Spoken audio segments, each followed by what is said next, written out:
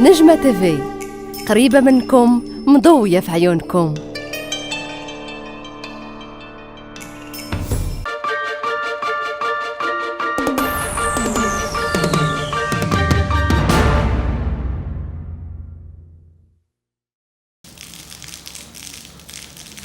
ذلكم بأنه إذا دعي الله وحده كفرتم وإن يشرك به تؤمنون.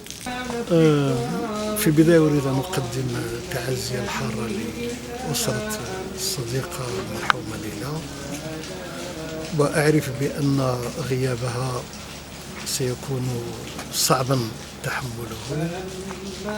كنت أعرفها وهي تخوض حربها الفنية، لكنها حرب كان سلاحها هو الحب، يعني نقيض ما قتلها.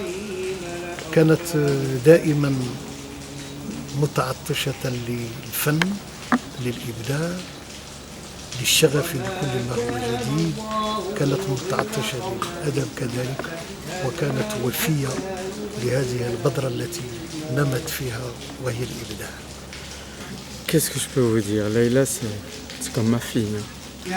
C'est la sœur de mes enfants. Je vois mon fils et ma fille comment réagissent. Bon, mais Allah yarhamha.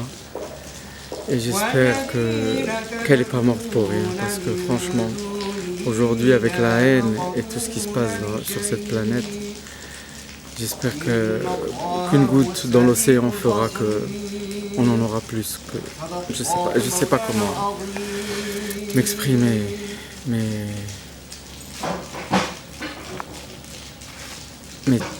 je pense que le domaine de l'art, les amis, tout, elle a su exprimer un certain cliché de notre vie de Marocain à travers ces images, et ça restera pour longtemps.